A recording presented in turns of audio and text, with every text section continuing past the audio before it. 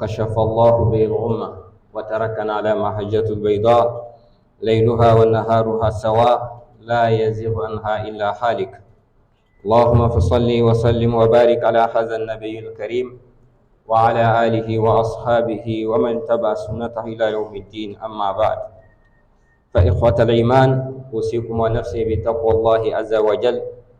يقول الله سبحانه وتعالى في محكم تنزيله: ادفع بالتي هي أحسن فإذا الذي بينك وبينه عداوة كأنه ولي حميم. ويقول الله سبحانه وتعالى في محكم تنزيله أيضا يخبرنا عن الحقوق الزوجية: ولهن مثل الذي عليهن بالمعروف وللرجال عليهن درجة. Chers croyants, chers invités d'Allah, rendons tous grâce à Allah, Seigneur de l'univers, Maître des cieux et de la terre, le détenteur du pouvoir absolu. Lui, dans sa grâce, nous nous sommes réveillés ce matin dans les meilleures conditions, sans l'aide de quelqu'un. Et venir répondre à son appel qui est la prière de vendredi, nous attestons qu'il n'y a aucune divinité digne d'être adorée en dehors de lui. Et au même moment, nous attestons que Muhammad sallallahu alayhi wa sallam est son noble serviteur et messager. Salut et paix sur lui, sur sa noble famille, sur ses valeureux compagnons, sur tous ceux qui vont suivre sa voie jusqu'au jour de la résurrection. Fasse Allah que nous soyons parmi ses suiveurs. Je vous exhorte ainsi que moi-même à la crainte révérentielle de Dieu. Sans la crainte de Dieu, l'adoration, tout acte d'adoration ne sera pas profitable pour nous dans l'au-delà. Craignons Allah à chaque instant, à tout moment. Depuis quelques vendredis, nos imams ont lancé une série de sermons sur la vie sociale. La vie sociale a commencé d'abord par les piliers d'une famille musulmane, une famille exemplaire, et en allant sur les piliers même du mariage.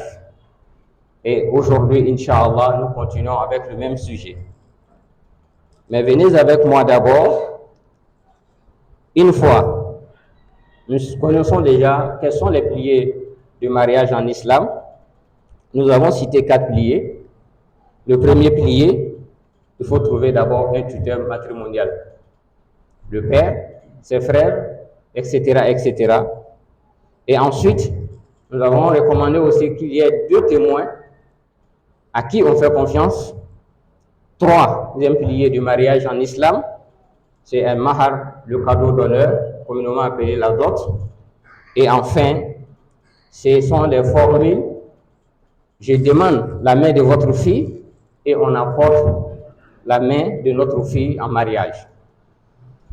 Et une fois le mariage est déjà conclu, on a scellé le mariage, c'est une nouvelle vie qui commence. Une nouvelle vie qui commence entre un homme et une femme, retenons ça toujours. Et une nouvelle vie qui commence entre le jeune garçon et la jeune fille qui se sont mariés. Mais chemin faisant, le noble Coran, Allah subhanahu wa ta'ala, lorsqu'il a recommandé à travers son messager Muhammad alayhi salatu wa salam, la jeunesse, de se marier, on ne se marie pas comme ça. Une fois rempli les conditions et une fois marié, il y a des règles qu'on appelle les devoirs et les droits dans le mariage. Mais comment choisir son mari ou comment choisir sa femme? Le messager alayhi salatu wa salam nous dit dans le hadith rapporté par Bukhari et Muslim, le hadith qui est rapporté par Abu Huraira radiyallahu anhu, يقول النبي صلى الله عليه وسلم: تنكح المرأة لأربع: لمالها ولحسبها ولجمالها ولدينها فاظفر بذات الدين تربت يدك. Le messager alayhi salatu wa salam, il s'adresse encore une fois de plus à la jeunesse. Si vous voulez vous marier, il dit regardez 4 facteurs. Il y a 4 facteurs qui poussent un homme à marier une femme, ou soit à une femme à accepter un homme. Il dit la première des choses que tu dois regarder, des fois on marie une femme parce qu'elle est belle. Sa beauté nous attire Je vais vers elle ou soit ses parents en demandant la main de ces dernières. La deuxième motivation, ça peut être sa noblesse. Elle est issue d'une famille, c'est la fille de l'imam, ou c'est la fille du cheikh, ou c'est la fille de tel érudit, donc je vais tout faire pour marier sa fille. Ou soit elle a mémorisé le Coran. Troisième motivation, il dit, c'est sa richesse, son argent.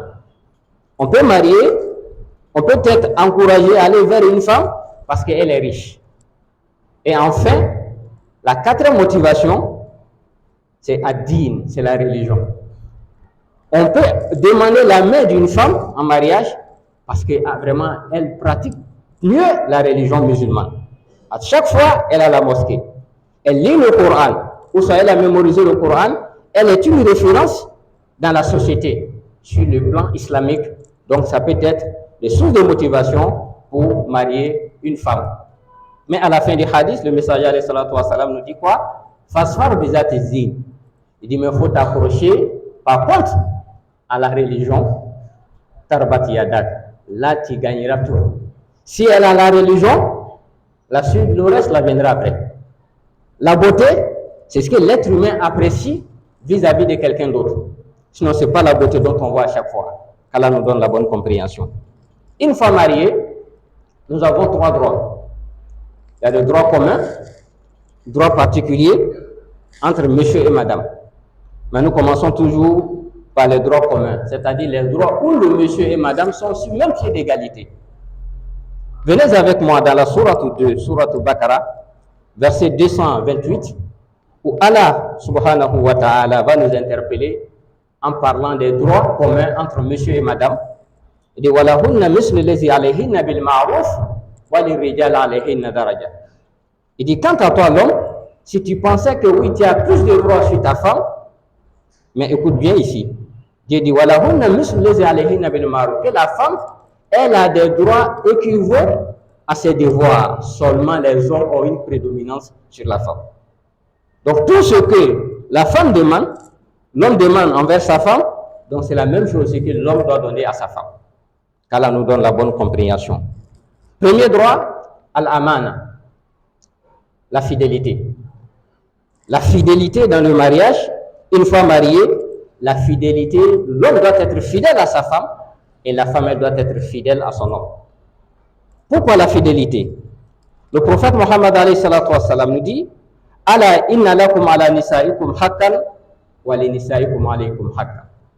Il dit certes, vous avez des droits sur vos épouses et vos épouses aussi, elles ont des droits sur vous. Donc la fidélité, on entend beaucoup, c'est la femme qui doit être fidèle, oui.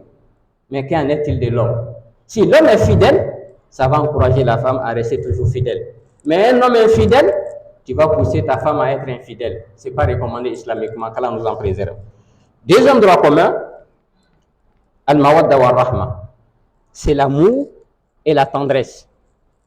L'amour que l'homme apporte, ce que l'homme apporte à sa femme, ou l'amour que la femme accorde à son mari, ça fait partie des droits. L'homme a droit à aimer sa femme et à montrer à sa femme que je t'aime. C'est pareil aussi, la femme doit montrer à son homme que je t'aime. Troisième droit commun, as-sikatu al-mutabadala, c'est-à-dire respect réciproque.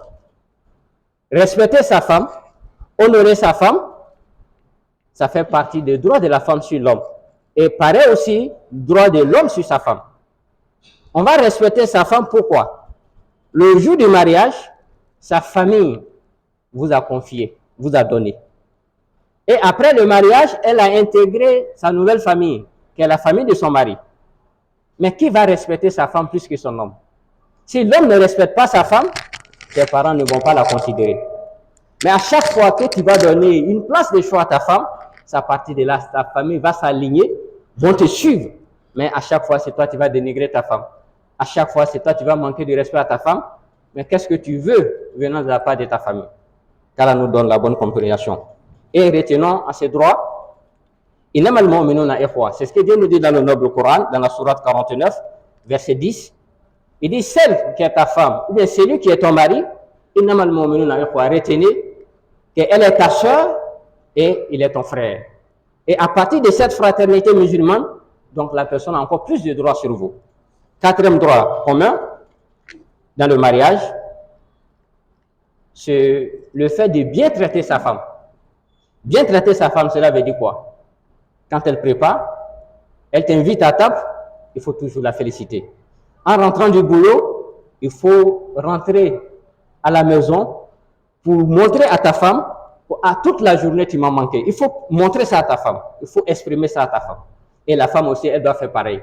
Donc ce sont les 4 droits communs qui entre l'homme et la femme, ils sont sur le même pied d'égalité. Car le prophète alayhi salatu wassalam nous dit dans un hadith rapporté dans le livre de Muslim, il dit, je vous recommande de bien traiter vos épouses, de bien traiter ta femme. Mais quant au droit particulier maintenant, quels sont les droits de la femme sur son mari? Islamiquement parlant, après le mariage, l'homme doit observer quelques droits, qui sont les obligations de l'homme envers sa femme, qui sont tes obligations envers ta femme. Vous voyez, la religion musulmane a bien organisé la société. Comment on doit se marier, et après le mariage, cette entreprise que vous avez commencé ensemble, que vous devrez bâtir à travers des enfants, des petits-enfants, et il y a des règles que vous devrez respecter qu'on appelle les droits. Droit de la femme sur son mari dans le mariage, c'est de vivre en bonne relation avec sa femme. Pourquoi? Car Dieu nous dit dans le noble Coran, Sourate 4, verset 19, je cite, il dit, il faut bien traiter ta femme avec la douceur. Il faut bien traiter sa femme avec la douceur. Pourquoi? Car elle est la mère de tes enfants. Le prophète, alayhi salatu wassalam, le premier droit toujours de la femme sur son mari, il dit, lorsque tu maries l'enfant des gens, ce que tu manges, il faut lui donner aussi à manger. Ce que tu portes, il faut l'habiller aussi. Et il ne se limite pas à ça. Il dit, il ne faut jamais frapper la femme dans son visage. Il ne faut jamais frapper ta femme, lui porter main dans son visage. Et il continue, voilà tokabe, il ne faut jamais l'insulter. Mais il y a combien de maris aujourd'hui, quand ça ne va pas entre lui et sa femme, aussitôt, il se donne tout le droit à insulter la femme. Des fois, il va dépasser la limite. En dépassant la limite, il va aller insulter même les parents de la femme, ses frères et sœurs. Oui, le jour que j'étais marié, tes parents n'avaient rien du tout. La maison qu'ils habitent aujourd'hui, c'est grâce à moi. Mais pourquoi tout ça? Le prophète alayhi salatu wassalam a interdit ça. Ça fait partie du droit de la femme sur son mari. À ne pas frapper dans son visage. 2, à ne jamais l'insulter. Et encore, le prophète continue dans le même hadith, parmi les droits de la femme sur son mari, il ne faut jamais arrêter de parler avec sa femme.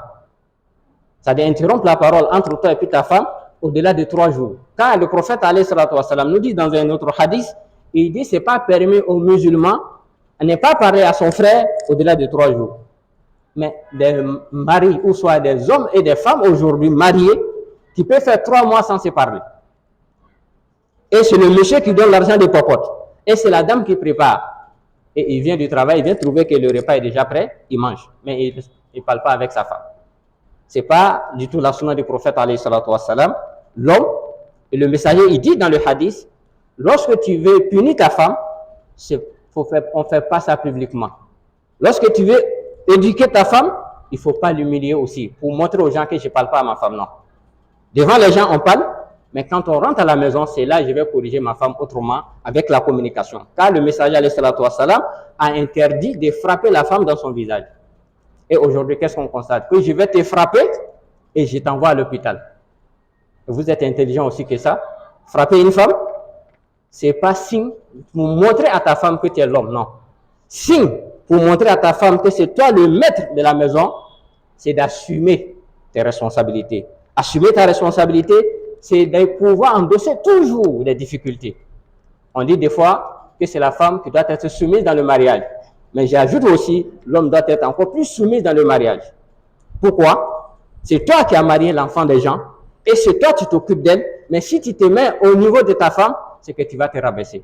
Il faut pouvoir pardonner et aller à l'essentiel. Aller à l'essentiel, c'est quoi? Vraiment, nous avons un bon projet ensemble. Ce bon projet, c'est quoi? c'est l'éducation de nos enfants sur des bases islamiques.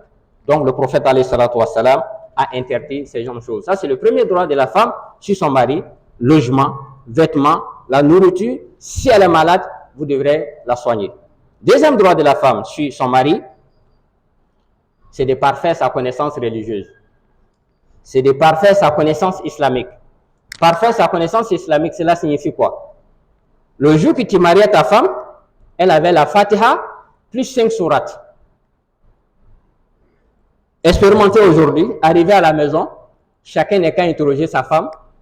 Le jour qu'on s'est marié, tu connaissais combien de sourates? Et de notre jour aujourd'hui, si elle n'a pas oublié une sourate, ça ne serait pas du tout évident qu'elle ait ajouté une sourate, si elle n'est pas courageuse. Mais c'est le rôle du mari d'accompagner sa femme pour parfaire sa connaissance religieuse. Des fois, on va appeler un oustaz à la maison ou soit participer dans les séances d'enseignement dans les différentes mosquées. Donc, parfaire la connaissance religieuse de la femme, ça fait partie du droit de la femme sur son mari. Troisième droit de la femme sur le mari, an ya'dila bainaha. L'homme doit être équitable s'il a 2 femmes, ou 3 femmes, ou 4 femmes. Être juste s'il a plusieurs épouses. Cela signifie quoi? Le messager alayhi salatu wassalam, il recommande à ses compagnons, il dit khayrukum khayrukum li ahlihi wa ana khayrukum li ahli. Il dit le meilleur d'entre vous, c'est celui qui est mieux regardant vers sa femme, mais moi je suis le meilleur parmi vous. Je suis le meilleur mari parmi vous. Donc le meilleur mari c'est qui? C'est celui qui est équitable, qui est juste quand il a 2 femmes, qui est juste quand il a 3 femmes. Donc il ne montre pas à une, que toi tu es le préféré par rapport à l'autre. Non. Mais il a sa politique. Sa politique, il est toujours juste avec Allah subhanahu wa ta'ala. 4e droit de la femme sur son mari, à ne jamais divulguer vos secrets. Ne jamais divulguer vos secrets, cela signifie quoi? Ce qui se passe entre monsieur et madame, excusez-moi du terme, la nuit, et au grain, c'est le monsieur qui va aller étaler tous ses secrets. Ou soit la femme, elle avait des défauts.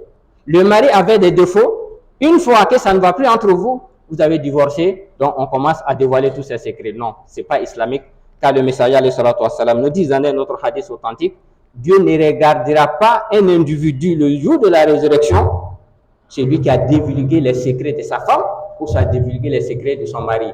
Cela signifie quoi? Ce qu'elle avait comme secret, parce que ça ne va plus entre vous, tu vas commencer à publier ça. Ah, elle a tel défaut, elle a tel défaut. Cela n'est pas du tout islamique. Chers croyants, voici brièvement les droits de la femme sur son mari, qui sont les obligations du mari envers sa femme. Et le mari maintenant, quels sont les droits du mari sur sa femme? Le mari qui s'est bien occupé de vous et vous accompagne spirituellement sur le plan social, et je pense que ce mari a droit beaucoup.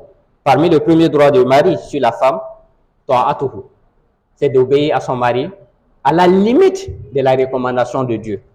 Obéir à son mari tant que le mari ne te demande pas à désobéir à Allah subhanahu wa ta'ala. Des fois, le mari que Allah t'a accordé, toi, ta connaissance islamique dépasse la connaissance du mari. Mais quand c'est comme ça, il y a déséquilibre. Quant à la femme, tu dois tout faire aussi pour accompagner ton mari sur ce plan. Le mari t'a demandé quelque chose, ce n'est pas islamique. Ça sert à quoi d'humilier ton mari devant ses camarades? Toi, tu es musulman, pourquoi tu me demandes ça? Non. Tu dis, chérie, j'ai compris. Et après, tu vas essayer de ramener ton mari à la raison pour lui faire comprendre, non, ça c'est pas islamique, le musulman ne doit pas faire ça. Ça c'est le rôle d'une femme pieuse, une femme croyante dans son foyer, car elle vient accompagner aussi son mari pour l'élévation spirituelle. Deuxième droit du mari sur la femme, c'est de soigner l'image de ton mari.